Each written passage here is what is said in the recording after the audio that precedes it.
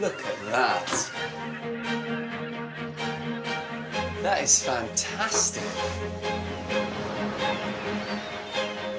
With such an amazing coastline, it's no surprise that many of us fantasize about living in a wonderful home by the sea. We've got salt water in our veins. Us Brits just love being by the sea. We're drawn to it, as if by instinct.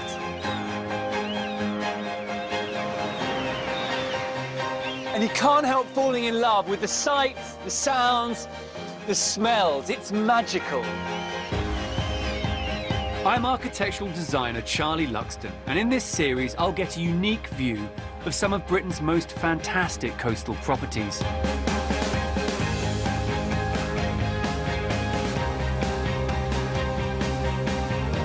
I'll design fantasy houses in some incredible seaside locations. I think this would be a pretty amazing place to build a fantasy house. And meet the people who've realised that ambition to have a home by the sea. Here we are. Wow, look at this. Having it framed like that, that is stunning. On a rough day, you get the spray coming up. Like Captain Ahab.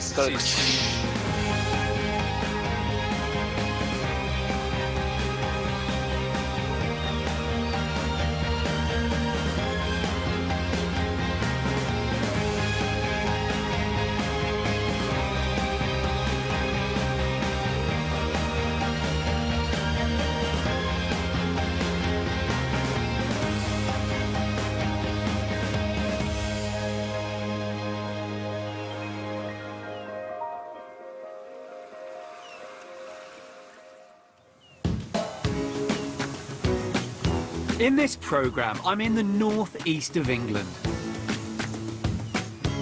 discovering what modern life is like on the ancient battle-scarred coast of Northumberland. Here, medieval fortresses are family homes. Seaside semis mask spacious interiors.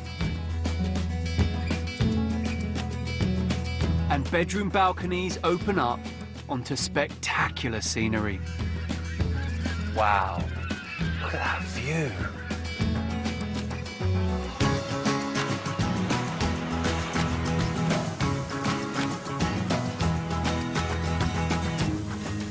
With miles of wide, deserted sandy beaches and a rich abundance of wildlife, this stretch of Britain's North Sea coast is a diverse and beautiful natural environment. On a day like today, the Northumberland coast is as calm, tranquil and peaceful as it gets. But this is a county with a very troubled past, and you can see that in much of the area's architecture. Northumberland is a place where the castle is king. There's more here than any other county in Britain, and they were essential to survive assaults from Viking raiders or skirmishing Scots.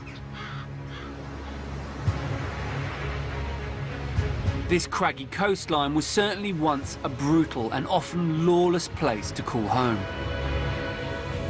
Taking me ashore on my own coastal invasion of Northumberland is a traditional cobble, a fishing boat unique to the northeast. And my exploration of this magnificent bit of coastline begins here, in the fishing harbour of Craster.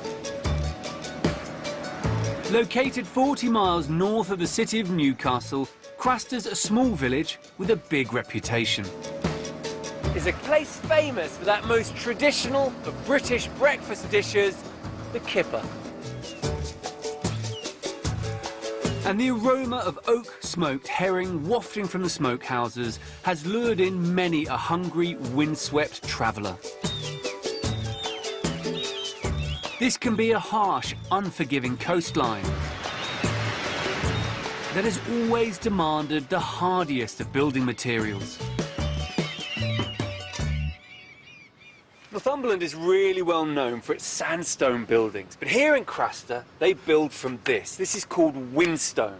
Now, the difficulty of building with this stone is that it's very, very hard, and when it comes out of the ground, it comes out in irregular shapes. Hard to work, but when you get it right, the colour and the texture are fantastic. The harbour once shipped the locally quarried whinstone around the country. The curbstones of pre-war London are made from this resilient material. I'm here in Craster specifically to visit a house that has an architectural history as muddled and irregular as some of this stonework.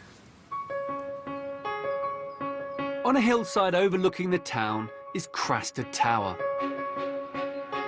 the ancestral seat of the Craster family.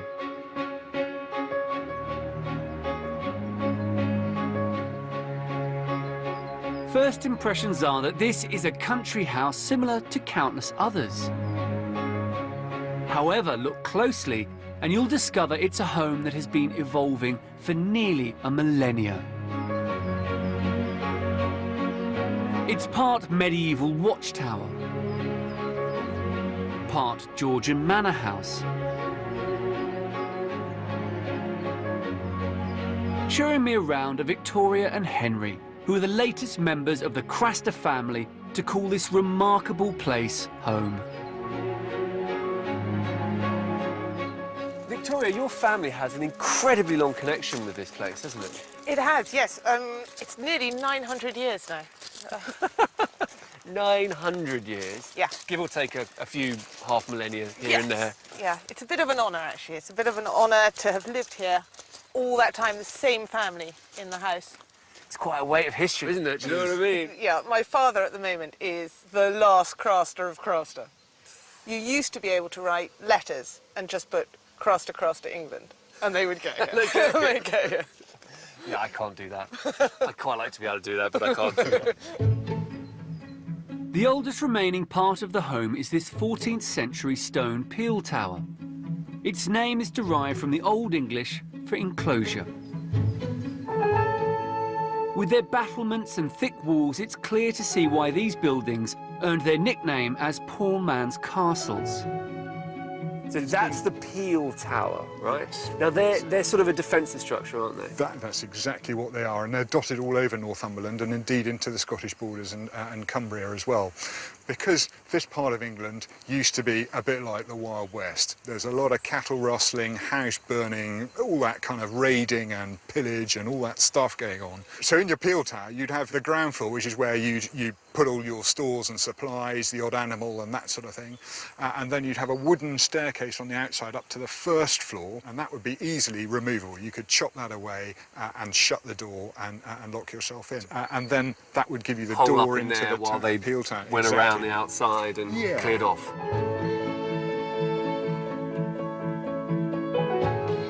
As border disputes diminished, Craster Tower was given aesthetic rather than defensive extensions.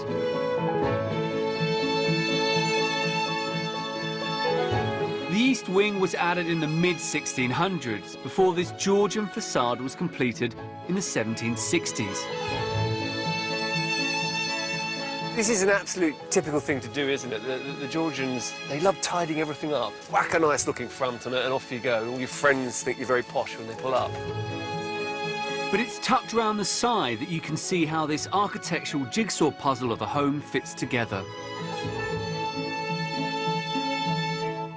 This is really the kind of seam, the zipper, that joins the three elements of the house together. So the old east wing, the Peel Tower at the back, and then the Georgian front here.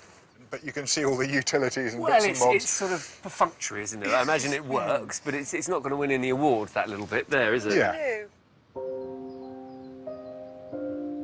I came to see one house, I found three. It feels like I'm peeling back century upon century of design.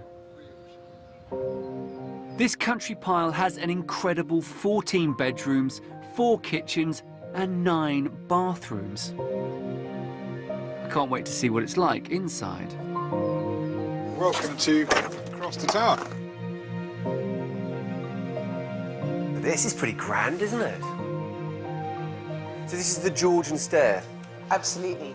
Wow, it's beautiful. So are these all the relatives here down the hallway? Some of them, yes. Wow, look at them all. In the Peel Tower is this stunning drawing room that was Gothicized around 1785. These huge windows and internal embrasures with their decorative arches and pillars were also added in keeping with the Georgian fashion of the day.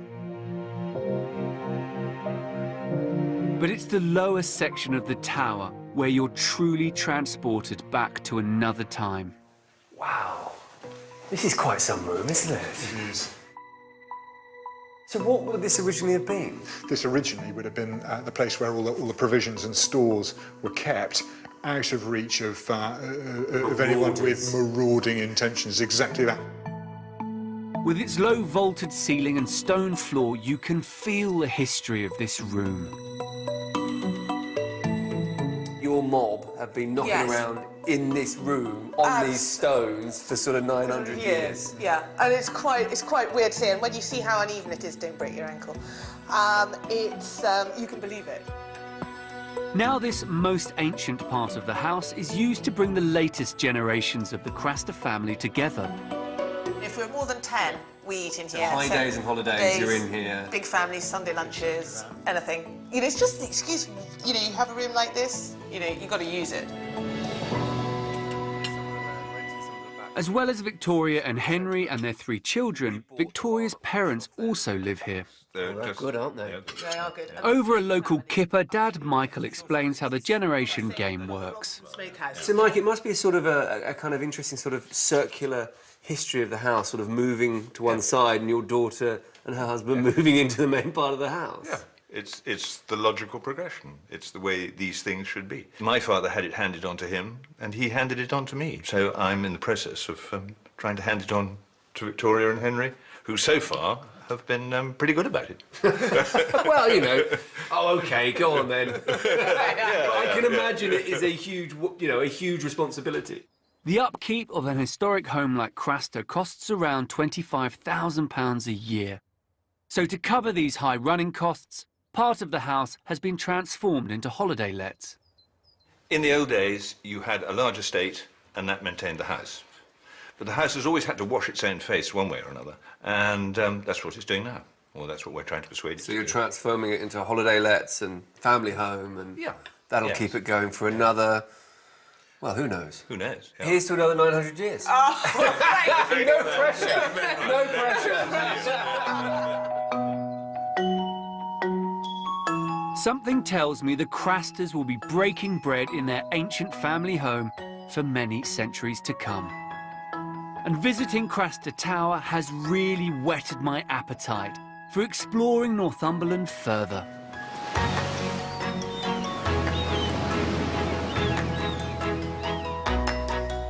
On the next leg, I meet the couple who've given a tired 1920s seafront semi a completely modern makeover. Oh, this is a lovely kitchen, isn't it? You must have done a huge amount of work. Huge amount, yeah. You can really feel it. Yeah, huge amount down here. And I visit a new build home in a prime location right on the shore's edge. Beautiful, isn't it? On a day like today, I'm sure it's lovely in winter, but that is just perfection, isn't it?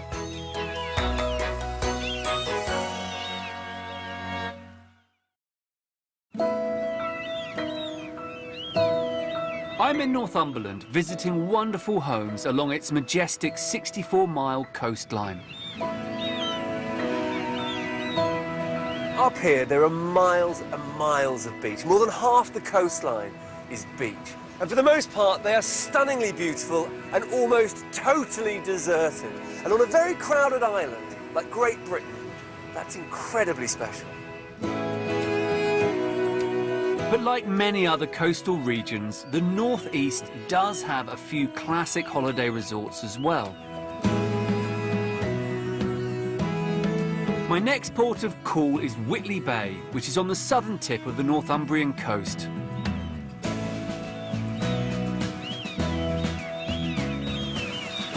There's some lovely architecture from the early 20th century here.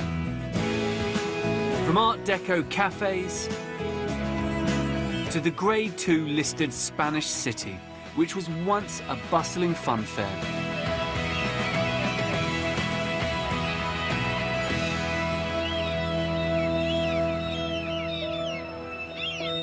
Just 100 metres from the beach, the seafront semi I've come to see here also dates from the same era. But it's been given a contemporary update to accommodate a very modern family. It's owned by husband and wife Nick On and Nicholas Short. So have you guys always lived by the sea? No, not quite, but I've lived in Whitley Bay for the last sort of 20 years or so, and Nick's come from the city just in the last 5 years. All the way, 8 miles from the city down to the Newcastle. coast. From Newcastle, I made the brave move. It just seemed a really lovely opportunity to come and set up camp down at the coast. I think it was better for the children, really, overall. When dad of 3 Nick met mum of 1 Nicola, they needed a new home that would be big enough for their merged family. They settled on this 1920s semi-detached house, and from the outside gave it a much-needed facelift. But I'm still not sure how they cram everyone in. It's funny, isn't it? Because it doesn't look that big. I mean, it looks like a fairly standard house, but actually it is a bit bigger than a normal semi. It's deep. Yeah. We call it a bit of a TARDIS. Yeah. But it had the right combination of rooms to suit the family. Should we go and have a look inside? Let's We'd go. love to, Let's yeah. go. From the moment you step through the front door, this deceptive home reveals its spacious side. What a lovely hall. Yeah. God, it's really generous, isn't it? It's massive. This was how it was when we first looked at it, and it really took us. I mean, it wasn't decorated this way, but the space and the light was fantastic for us. I think because we had the older houses, obviously they have narrow hallways. Yeah, and like that long corridor. And because there was going to be 6 of us, with lots of friends and people coming, a real sense of entrance. Because what I really like is the way that this stair kind of enters and lands in the middle of the room. And then you've got these cuts and these angles as you're looking up through the building. It's very contemporary. And then you've got these massive, fantastic newel posts. We had these made. The staircase is as it was. We had these newel posts made. We really like these. With 4 growing children in the house, it's amazing how uncluttered it feels. But that's down to some good design and shrewd storage. Storage is a big issue because there's 6 of us. So we got this system where we made all use, but you know, it I was just wondering works. that because there's only 4 of us in our house, and there just seems to be shoes everywhere. So everybody comes in, puts the shoes away. We've got lockers in the understairs cupboard, so everybody has a locker. And you've got to have order when there's 6 of you in a house, so you don't have the clutter. Off one side of the hall is this stylish lounge, with bespoke fitted units and shelving. To the other is a large dining room, which flows through to the expansive contemporary kitchen that's right at the heart of this hectic family house. Wow, this is a lovely kitchen, isn't it? You must have done a huge amount of work. Huge amount, yeah. You can really feel it. Yeah, huge amount down here. Complete redesign to get what we wanted. Well, I think, well, you know, there was one of the things, what is it that you want in the house? And I just wanted a massive island because I wanted. You certainly got a massive island. Because it's the hub of the house, because this is where obviously everybody was going to meet for breakfast. And remember, we were 2 houses, 2 big houses already coming together. We've got plenty of stuff from our past in here, our respective past, which is really important. But, you know, this is us. This is our life, our future, and the kids' future. And we're sort of making it new in here. And that's been the key to this whole project for us. Upstairs, more canny design has been employed. The couple's extended master bedroom is divided by an open stud wall that is both decorative and practical. On one side is the minimalist bedroom, complete with stylish Eames chair in the bay window. The brief with this room was an apartment almost within the house. Okay. So somewhere for Nick and I just to be able to come and really chill and relax. So you've got your own ensuite and dressing room. Yeah, dressing room, you know, and so we're very self-contained within this room. And it's deceptively spacious back there too. As well as the large bathroom, there's a walk-in wardrobe. And a sumptuous boudoir that's fit for a Hollywood great. And the view's a bit of a star feature as well. The 5 windows. It's like a piece of abstract art sometimes. You get the sunrise in front of you, so you just get the colours, the reds, the greys, the greens of the sea. It just drags you outside. It just draws you into a different headspace as well, doesn't it? You know, you come home and you see that view and you can just stare at it for hours.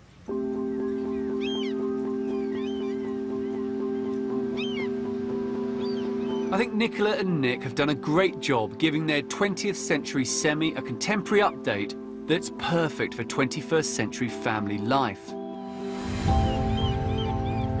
Giving a home's interior a modern makeover is one thing. However, finding a property with contemporary exterior styling in Northumberland is a real challenge because of strict local planning policies. So if you're looking to buy a cutting-edge seaside home north of the Tyne, then you may want to head north of the border. Just 10 miles from Berwick-on-Tweed is lovely Coldingham Bay. And towering above the colourful beach huts is this superb 4-bed house.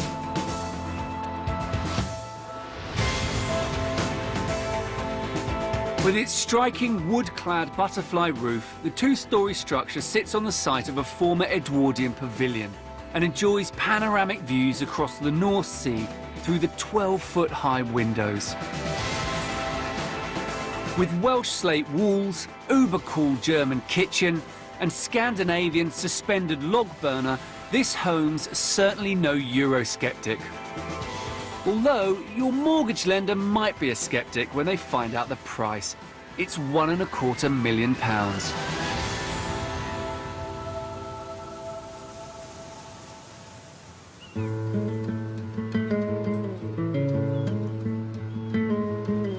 Back in Northumberland, my next port of call is the small village of Cresswell, overlooking gorgeous Drew Ridge Bay.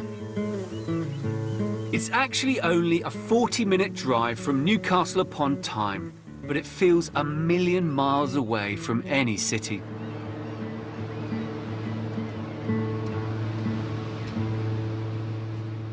This is a really special part of the coast, and the house I've come to see here is just up ahead, and this is a very clever little building, because from this angle it looks quite small and diminutive, very traditional. It really fits in with its neighbours. Around the back, it's a different story. Stretching out from behind the farmhouse facade is a large, modern home.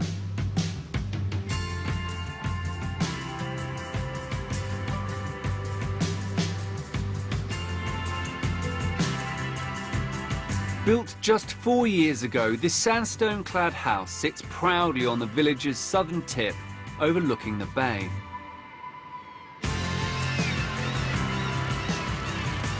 I'm here to meet owners John and Pat McCann, who retired to their native northeast after spending years living and working in London. Hello, John. Hi, Charlie. Hello, Pat. Hi, welcome. Nice to meet you. Come in. Welcome to Panhaggerty. Well, this is lovely, isn't it? This is a really... Oh, look at that view.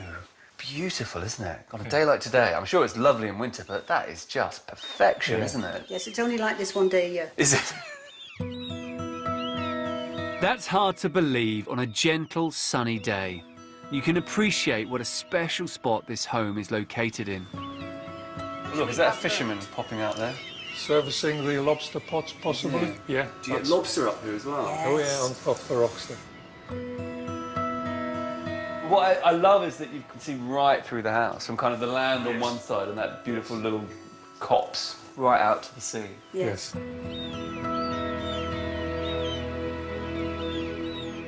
Almost the entire ground floor of Pat and John's home is open plan, with only the exposed oak frame posts delineating the different spaces. So you wanted to create kind of a big, open, flowing kind of centre hub. Yeah. Yes, yes, because we moved away from where our kids lived and some of our friends. So we knew that when we did get visitors, we'd probably get lots of them. And this space is great. That is what happens. We've had over 40 people in here, and it doesn't feel crowded. because essentially we've got 4 rooms without walls. With the sun streaming in through the windows, I can imagine this would be a great venue for a summer get-together.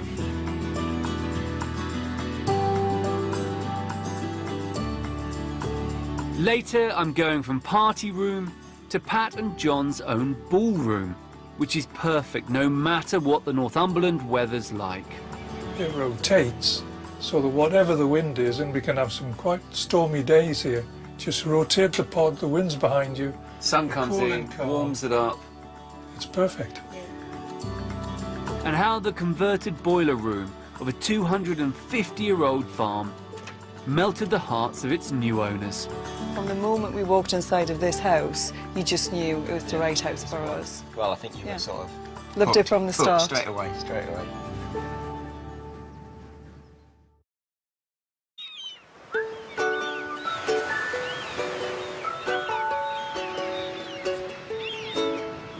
I'm traversing the Northumberland coast, seeking out homes with a difference in England's northernmost county. From medieval towers transformed into grand country houses, to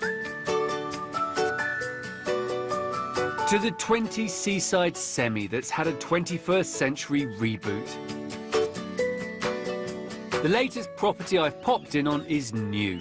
A Georgian-style farmhouse in Cresswell, owned by retired management consultant John McCann and wife Pat. One thing's for sure, you'll always find them in the kitchen at parties. Down here you've got a lovely big hot pink kitchen. Yeah. Moroccan velvet. Moroccan velvet. That's quite a colour, I like it. Is. And then you've got a little day room. Yeah, that's our sunroom where we chill and read. Pat and John wanted a tailor-made home to fit their lifestyle, and that's precisely why they opted to build something brand new. The idea of going through renovations and trying to get it right just seems like such hard work, whereas building a new one, starting from scratch, is particularly where we are, and you had to get it just right. Because much of this coast is a designated area of outstanding natural beauty, there are strict planning guidelines on any new development. The couple had to incorporate traditional materials into their build and make sure the exterior design was in keeping with the local architectural style. A lot of these old buildings don't have the same relationship to the view that you see, because actually they want the elements, because they just wanted to turn away from them. It's like, you know, I'm out all day, and it's you know, working windows. Outside. I want to get away from it. And I don't want all that cold and wet coming in, so we're going to have little windows overlooking the sea. And not taking advantage of it. That's right. What I like about Pan Haggerty is the level of craftsmanship, especially in the carpentry. The quality is plain to see and feel. Oh, I love the handrail. Yeah, you must rub your hands up down. Oh, this is a lovely spot. I love a big landing. I love a generous landing. Galleried ceilings. Yeah, hidden light sources, uplighting the oak frame. This is great. And I really like the lips that the landing and the stair make in there. Yes. That is not easy. You know, that is a beautiful section, and that curve, it's done a good job. Although it's in the master bedroom, with its high-vaulted ceiling and windows on every elevation, you can see right from there, all the way down to that beautiful beach. that you really appreciate what Pat and John have created here. Wow. Look at that view.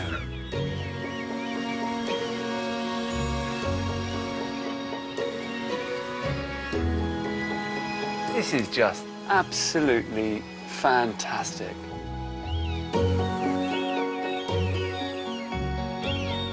Even on a calm day like this, you can really get a sense of the majestic drama that is the Northumberland coastline.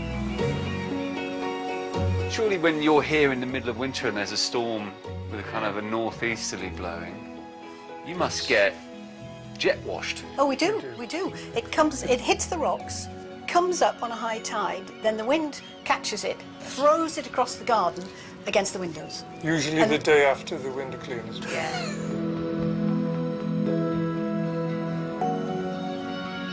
Embracing and enjoying everything nature can throw at you is part and parcel of living so close to the sea. And down in the garden is an outbuilding that guarantees a cosy spot for afternoon tea, whatever the weather. I often see these pods, and I thought, what? I don't really get them. But I think living on the coast, I kind of get it. Well, it's perfect here because it rotates so that whatever the wind is, and we can have some quite stormy days here, just rotate the pod, the wind's behind you, Sun you're comes cool in, and calm. warms it up. It's perfect. This spot here, I think this is the most wonderful spot to have a home. Don't tell too many people about this. We don't want to be invaded. Well, I can see on a day like today, I can see why people would invade it. Yeah. Beautiful.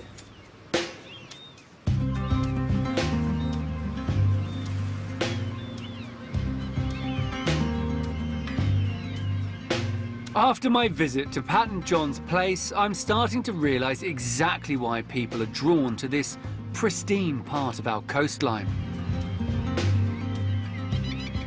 From the sweeping bays and wonderful wildlife, to the historic buildings that are a reminder of our nation's past. All these elements combine to make Northumberland a place people yearn to call home.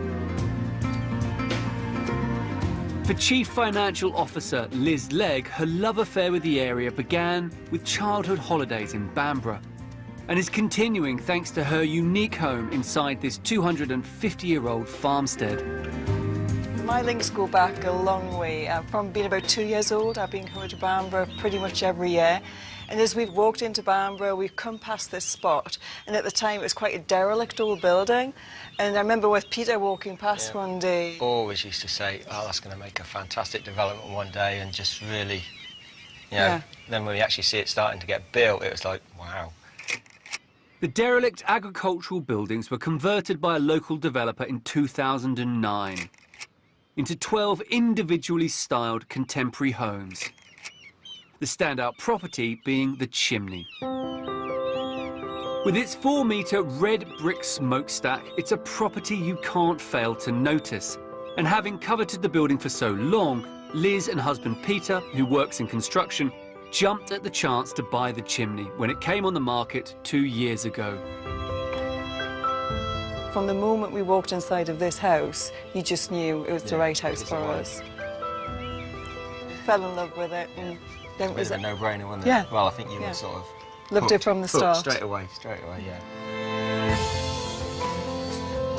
The chimney once housed the boiler room that powered the original farm. In Liz and Pete's hands, it's now a stunning 4-bedroom open-plan conversion. But there's been a real effort to retain the integrity and the soul of the original building. It feels you are in the country part of an old farm because you've kept the original character of it with, you know, obviously the chimney outside, but the archway inside. You've kept that historic feeling too. It's not just a new build. When we first bought the property, the beams were quite orangey, the walls were all magnolia, and it felt a little bit cold. And what we wanted to get was this coastal theme, but homely, so when you came in, you felt a bit more relaxed. Combining old farmhouse with seaside chic has been one of the couple's biggest design challenges. But by carefully sourcing their fabrics and furnishings, it's a trick they've managed to pull off. You look around the room, there's lots of driftwood and just that calming effect that we got. But we didn't want to go nautical. It was really getting the balance between beachy but a little bit more relaxed. But it's the gorgeous scenery from the chimney that makes this such a fabulous spot to have a home.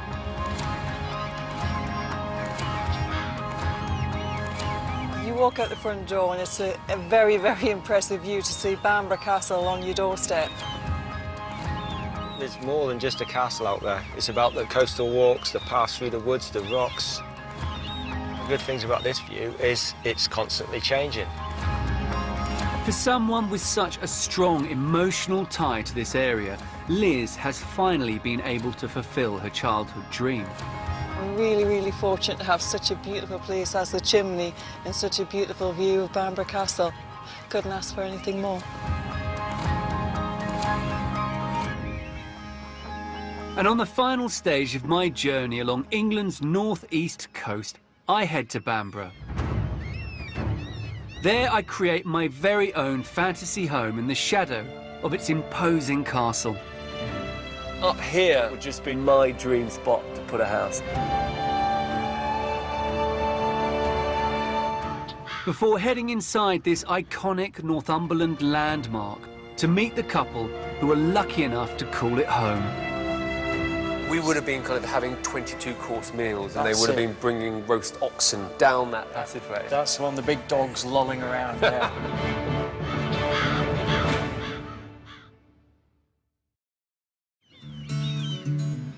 I'm on the final leg of my journey along the coastal limits of northern England. And the ancient landscape of Northumberland has thrown up some surprises. From the TARDIS-like semi with its deceivingly spacious interior, to the country mansion that's actually 3 historic homes rolled into one.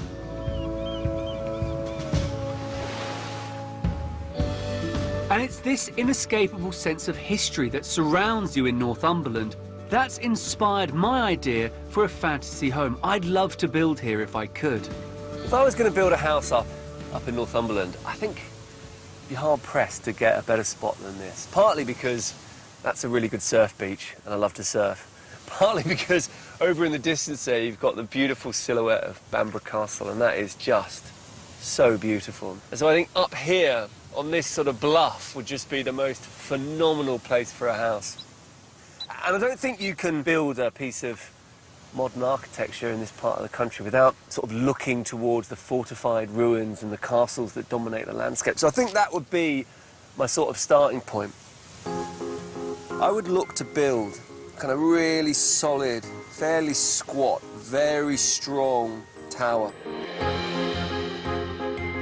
The circular walls would be built from gorgeous local sandstone, with large slot windows to allow in light. And instead of battlements on top, I'd have a rooftop master bedroom with glass walls to fully appreciate the spectacular scenery. And I think next to that, I would just put a very simple flat line. I think one of the things that I really love, beaches which just go on forever, these lovely flat lines. This single story would also be made of glass and extend out from the tower's base. In here would be the home's main living room. And to soften its shape amongst the dunes, I'd give it a living roof using the wild grasses that grow along this shoreline. Your views just from the dining table out across the beach. Up here. I don't know, man, I think that'd be hard to beat. That'd be hard to beat. My fantasy home's a modern interpretation of this area's architectural heritage, and one that wouldn't impose too much on this beautiful shoreline. But it's to Northumberland's most iconic landmark that I'm heading to next on the final stop of my trip. Rising 150 feet from a rocky windstone outcrop, the imperious Bamburgh Castle has towered above this coastline for almost 1,000 years. And after admiring it from afar, I'm keen to get a closer look and meet the Englishman whose home really is a castle.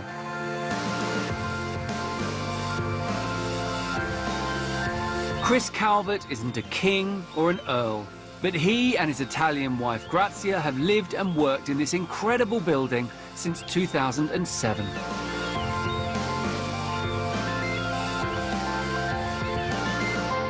Hello, Chris. Hello, Grazia. Very nice to meet you.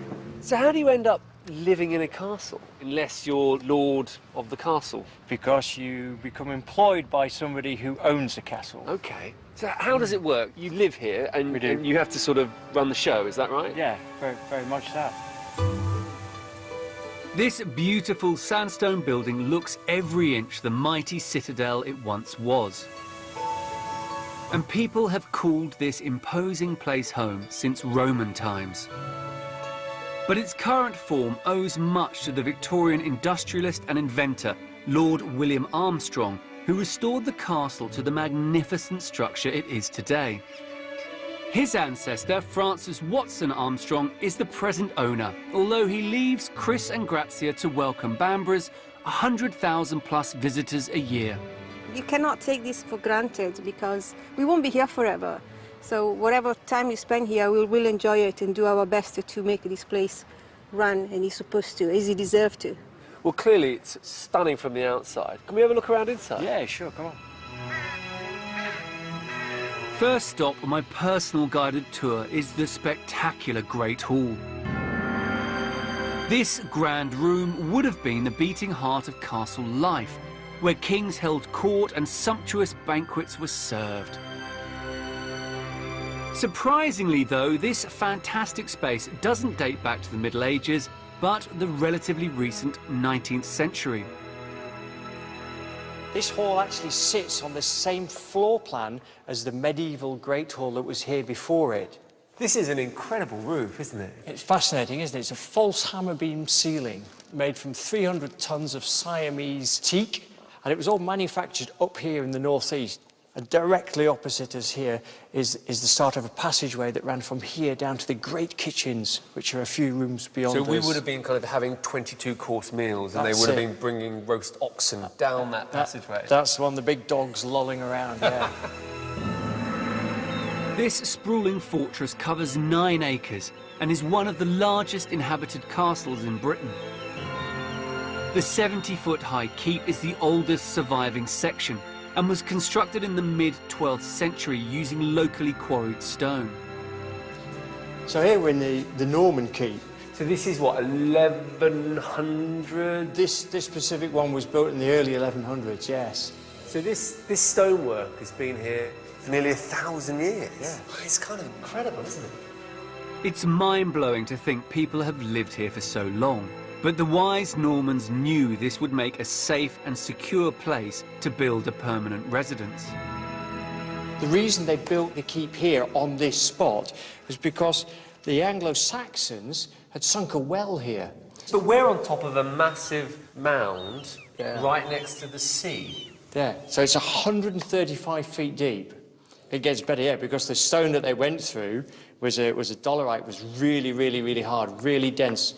They call it windstone because when you whack it with a hammer, it rings. So this is 135 foot through windstone? Half of it is, yeah. How do they do that? It is very susceptible to heating and contraction, expansion, contraction. So they reckon that they would light a big fire, get it really, really hot, whip the fire off, and then chuck cold water on it. For 135 foot. And get it to crack. That's stubbornness, isn't it? For all its sturdiness, living in a damp stone keep couldn't have been much fun. Fortunately for Chris and Grazia, Bambora's accommodation has improved somewhat over the last millennium. So here we go from castle to home. Where once castle staff would have been downstairs, now employees are very much upstairs in this bright apartment. I mean, this could be a sort of a flat in any building in England. Almost. And you're in a castle. Yeah. I mean, it's only when you look out the window that you kind of go, wait a second. You know, I was expecting kind of big open fires and, you know, kind of rush on the floor and huge tables roasting pigs. It's not like that at all, is it? No, Chris is vegetarian. At a certain time, everyone leaves, and it's just you in the castle. Yeah, that in a way, it's nice when that happens. It's, you know, 5 o'clock, and it just goes very, very quiet out there, very peaceful, very still. So it's nice to take a beer down to the Battery Terrace and sit on the Battery Terrace and enjoy a beer in the sunshine. Yeah. But the view I really want to see is from the ramparts above Chris and Grazia's modern home. And it's from this elevated position you can really appreciate the landscape that this regal building sits in. I mean, this beach is mind-blowing, isn't it? Absolutely, yeah. I thoroughly enjoy it every morning. But how do you... You're from Italy, right? This is cold. This is the North Sea. How do you put up with it in winter? You adapt yourself. You swim in it, don't you? I do, yeah. In a wetsuit? No. No. Whoa. You're braver than I am. Have you kind of grown very attached to Northumberland and this part of the coast? We've been very privileged. We've lived in some fantastic places. Iona on the west coast of Scotland. We've lived in Martinique. We've lived in Corsica in the south of France. But everything comes together here.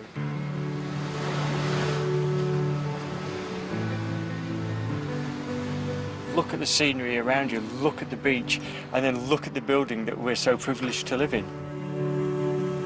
Visiting Bamburgh Castle marks a fitting end to my Northumberland odyssey.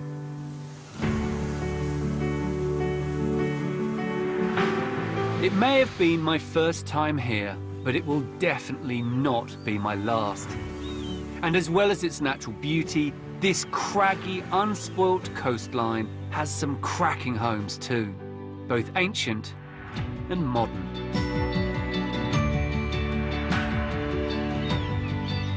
Considering this stretch of coast is just a few hours from some of the UK's most important cities, it is remarkably unspoilt. And it is alive with history. The houses I've visited in the last few days tell the story of this country for over 1,000 years. The history, the landscape, the beaches, it is all epic. Next time, I'm looking back over my summer of travelling around the beautiful British coastline, where I met some fantastic people and most of all saw some incredible homes by the sea.